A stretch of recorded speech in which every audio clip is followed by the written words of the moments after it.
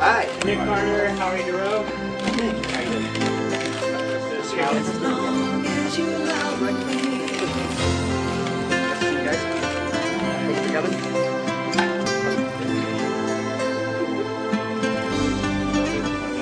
Was it difficult to come back on the stage after a few years break? I think it was difficult. I mean, maybe a little bit, difficult coming from probably my solo record back into it again because we had been that sort of break. But not from Never Gone, the last tour that we did, because literally we jumped right back into the studio and started to record our next album, Unbreakable.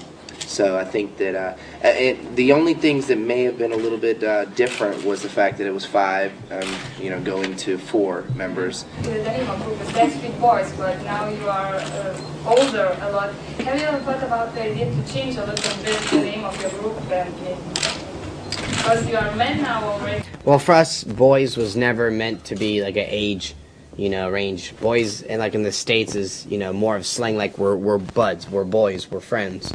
So it never to us was something that we thought would have to, would be, questioned in the minds of changing. But don't get me wrong, throughout the years, media has asked us, as you get older, are you going to change boys and stuff like that? We've thought about it here and there, but at the end of the day, we felt like, this is who we are. We're the Backstreet Boys. The Beastie Boys never changed their name. Beach Boys never changed their name. So why should the Backstreet Boys have to change our name?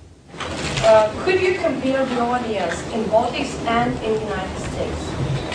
Not a major difference. In Europe, just in general, a lot of the areas are like standing room areas in the front, which they'll have like, the middle of the arena will be a whole area where they'll have a lot of them together and stuff like that.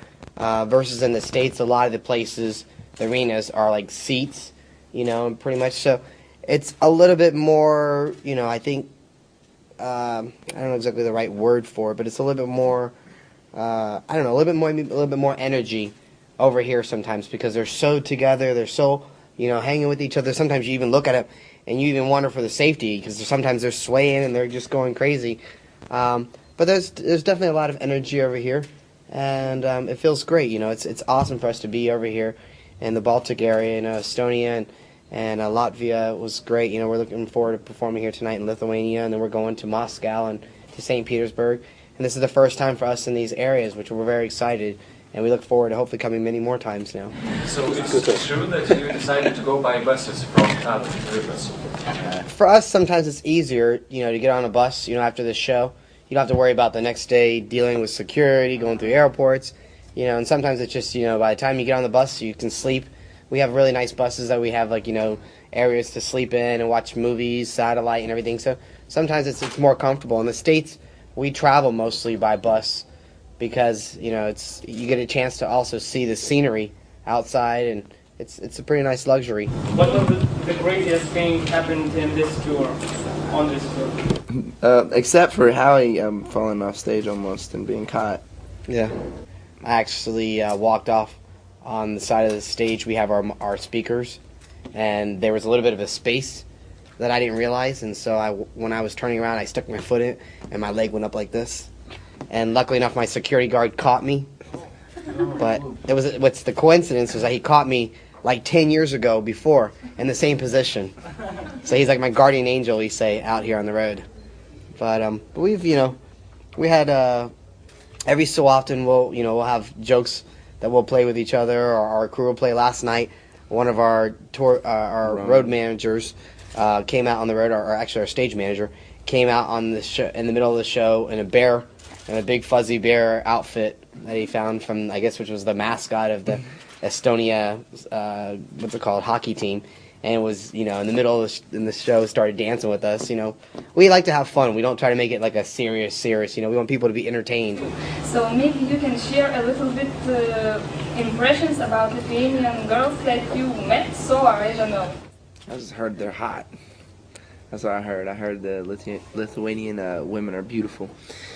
And it's unfortunate we're not going to be able to stay here tonight. I mean, since I'm a single guy and I'm looking for a girlfriend, and heard this is the area to look for them. But no, I just, over in these parts of the world, I just heard, the most beautiful women are out here. And so A lot of times we always go out and go to clubs after the shows, so we don't really. I don't know. No, we're not gonna have time tonight, are we?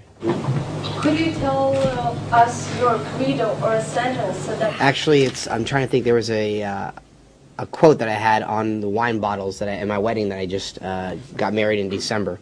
And there was a slogan on there that we put on there, me and my wife, and gave them as gifts to people.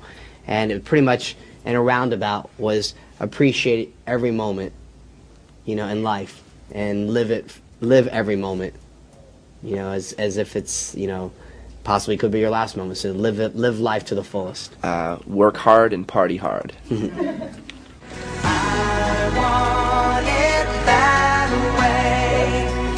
Thank you.